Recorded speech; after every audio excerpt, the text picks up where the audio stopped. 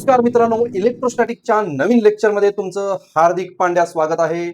आपले पहिले जुने व्हिडिओ बघा आणि नंतर आजच्या पॉइंटवर या, किंवा डायरेक्ट जरी उडी मारून आला असाल तरी काही फरक पडत नाही. पण कसं आहे, अगोदरच्या कन्सेप्ट जर तुमच्या क्लिअर असतील तर एक लिंक लागते आणि मोठे व्यापार क्लास सारखं आपलं ध्येय कसं यशस्वी होतं. चला तर आज काय शिकणार आहोत ते तुम्हाला सांगतो. तर आज आपल्याला शिकायचं आहे what is mean by free charges. हे काय प्रकार आहे? हा प्रकार तर 9वी-10वी पासून आहे. त्याच्यानंतर बाउंड चार्जेस हा काय प्रकार आहे? हा तर फ्री चार्जेसच्या अपोजिट आहे. त्याच्यानंतर डाय इलेक्ट्रिक बघूया. डाय इलेक्ट्रिक काय असतात?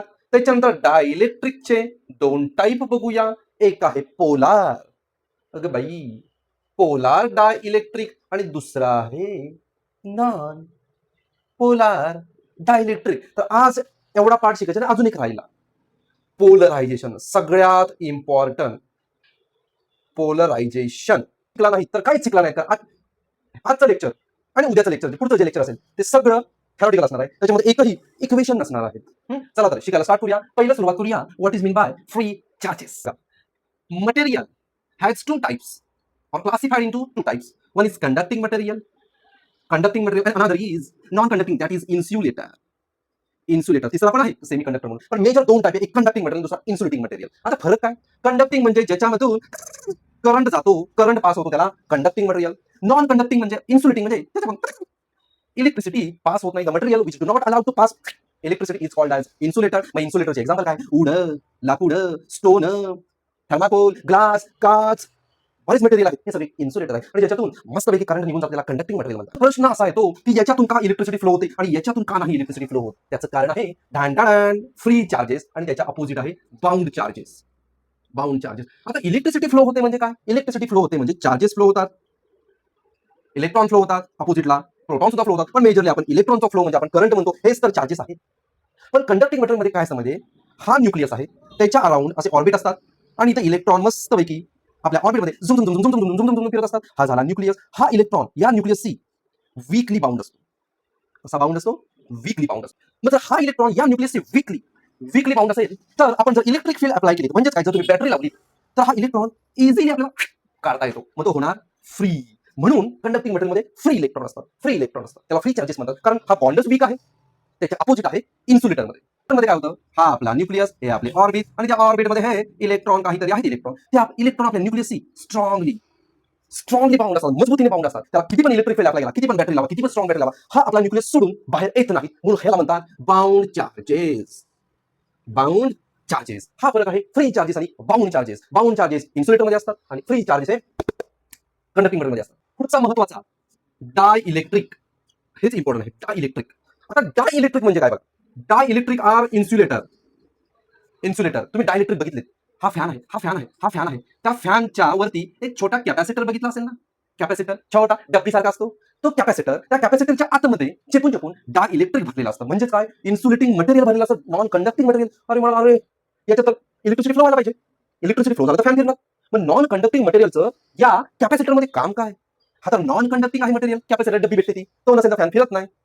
हे आपण पुढच्या लेक्चरला बघूच, पण तोपर्यंत तुम्ही सस्पेन्स मध्ये राहा. तर याच्या आतमध्ये डाय इलेक्ट्रिक भरलेलं असतं. आता dielectric material are insulator to store electrical energy. ही डाय इलेक्ट्रिकची डेफिनेशन आहे. You should remember it. Dielectric are those material are insulator use to store electrical energy. आता काय होतं बघा, डाय इलेक्ट्रिक मध्ये आहे इन्सुलेटर म्हणजे नॉन कंडक्टिंग मटेरियल. जर हा dielectric material, suppose this is a dielectric material. Dielectric मटेरियलची मी एक्झाम्पलची नाव तुम्हाला सांगतो कुठले कुठले आहेत. समजा हा डाय इलेक्ट्रिक मटेरियल आहे. एक्झाम्पल बघा, डाय सांगतो तुम्हाला. हा ग्लास, वूड, मिका, अजून बरेच एक्झाम्पल आहेत, पण मेजर ही एक्झाम्पल आहेत. ग्लास, वूड, मिका वगैरे आहेत. पुढचे सांगतो काय ते. समजा यापैकी मटेरियल इथं आहे, हे डायइलेक्ट्रिक मटेरियल आहे. ओके. आता डायइलेक्ट्रिक मटेरियल जर तुम्ही इलेक्ट्रिक फील्ड मध्ये ठेवलात, जर डायइलेक्ट्रिक मटेरियल तुम्ही इलेक्ट्रिक फील्ड मध्ये ठेवलात, ही इलेक्ट्रिक फील्ड या मटेरियल मधून पास होणार, बरोबर. Electric field will pass through this material. आता काय होणार? गंमत काय होणार बघा. याच्या आतमध्ये जे मटेरियल आहे, त्याच्यामध्ये निगेटिव्ह आणि पॉझिटिव्ह दोन्ही चार्जेस असणार. निगेटिव्ह पॉझिटिव्ह असे दोन्ही चार्जेस असणार, मिक्स असणार. जर तुम्ही त्याला इलेक्ट्रिक फील्ड मध्ये ठेवलं तर हा पॉझिटिव्ह जाणार एका साईडला, कारण याला अट्रॅक्ट करणार, हे अट्रॅक्ट करणार निगेटिव्ह, आणि निगेटिव्ह येणार एका साईडला. हे झाले निगेटिव्ह एका साईडला आले. निगेटिव्ह पॉझिटिव्हने घेतले, पॉझिटिव्ह निगेटिव्हने घेतले. कधी? जर तुम्ही एक्सटर्नल इलेक्ट्रिक फील्ड मध्ये जर डायइलेक्ट्रिक मटेरियल ठेवलात तर पॉझिटिव्ह आणि निगेटिव्ह सेपरेट होतात. म्हणजे तुम्ही काय केलं? पोलरायझेशन केलं. polarization. If dielectric material kept in external electric field, charges get separate. Positive and negative ions get separate. This is called as polarization. Very very simple definition of polarization. आता dielectric मटेरियलचे पण दोन type आहेत. चला तर बघूया. तुम्हाला polarisation कळलं. डायइलेक्ट्रिक घेतलं, इलेक्ट्रिक मध्ये फील्ड ठेवलं तर प्लस सेपरेट होणार, मायनस सेपरेट होणार. त्याला म्हणतात पोलरायझेशन. दोन पोल क्रिएट केले तर म्हणून polarization. Dielectric has two types. First is polar dielectric. कुठला? Polar dielectric. हा झाला पहिला प्रकार झाला. दुसरा नॉन पोलार डायइलेक्ट्रिक्स. आता याच्यातला फरक काय तो बघा. जो पोलार डायइलेक्ट्रिक असतो, पोलार डायइलेक्ट्रिक, त्याचा centre of positive charge and centre of negative charge are not coincide. यात हे इम्पॉर्टंट आहे, ही गोष्ट इम्पॉर्टंट आहे. तर पोलार डायइलेक्ट्रिक मध्ये काय होतं, जो पॉझिटिव्ह चार्ज आहे, जे सगळे पॉझिटिव्ह चार्ज असतील सगळे, त्याचा सेंटर आणि निगेटिव्ह चार्जचा सेंटर, सगळे centre of mass of negative charge are not coincide, म्हणजे ते ऑलरेडी सेपरेट असतात. कोइन्साइड म्हणजे काय? निगेटिव्हवर पॉझिटिव्ह याला म्हणतात कोइन्साइड, आणि कोइन्साइड नसणे म्हणजे सेपरेट. एकमेकाच्या उरावर बसलेले असतात. पॉझिटिव्ह वेगळा असतो, निगेटिव्ह वेगळा असतो. त्याच्यामुळे तिथे एक छोटा टायनी डायपोल मुवमेंट ऑलरेडी असतो. ओके, एक्झाम्पल आहे. एक्झाम्पल बघा. HCl, H2O हे कशामुळे? कारण दोन डिफरंट मॉलिक्युल आहेत. त्यांचा Hचा सेंटर ऑफ मास आणि क्लोरीनचा centre of mass, chlorine negative आहे, हायड्रोजन पॉझिटिव्ह आहे. दोघांचा centre of mass already separate असतो. वॉटरचा पण ऑलरेडी सेपरेट असतो. सगळ्यात भारी आहे water. Water is the best polar dielectric. 105 डिग्रीचा अँगल असतो, एवढा सेपरेटेड असतो. नॉन पोलार बघूया. एक राहिलं. पोलार मध्ये शेप असिमेट्रिक असतो. असिमेट्रिकल शेप हे लक्षात असू दे. असिमेट्रिक आहे म्हणून सेपरेट आहे. नॉन पोलार मध्ये काय होतं? Centre of positive charge and centre of negative charge. Centre म्हणजे कसं? सेंटर ऑफ मास ऑफ पाहिजे. मास पाहिजे. Centre of mass of. इथं पण मास टाका, इथं पण मास टाका. Centre of mass of positive charge and centre of mass of negative charge are coincide on each other. हे एकमेकाच्या उरावरती बसलेले असतात. समजा एक पॉझिटिव्ह चार्ज मासचा सेंटर आहे आणि दुसरा निगेटिव्ह आहे. हे एकमेकाच्या उरावर बसलेले असतात, म्हणजे हे दोघं असे सेपरेट नाही आहेत.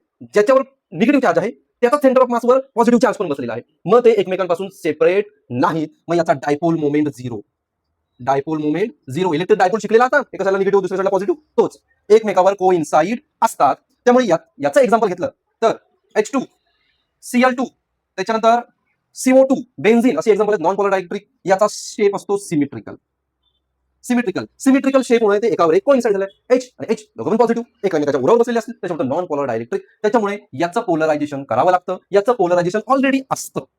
पुढे शिकायचं आपल्याला, या दोघांचं पोलरायझेशन शिकायचं आपल्याला पुढच्या लेक्चरमध्ये. पण हा बेसिक डिफरंट आहे याच्यामध्ये. सेंटर ऑफ मास आणि सेंटर ऑफ मास हा ऑलरेडी पॉझिटिव्ह आणि निगेटिव्ह सेपरेट असतो. हा पॉझिटिव्ह व निगेटिव्ह एकमेकाच्या उरावर बसलेला असतो. दोघांचा सेंटर ऑफ मास कोइन्साइड झालेला असतो. हा डिफरंट, ही त्याची एक्झाम्पल. चला पुढच्या लेक्चरमध्ये भेटूया आपण. त्याच्यात आपल्याला पोलरायझेशन शिकायचं आहे. तोपर्यंत स्टडी करा.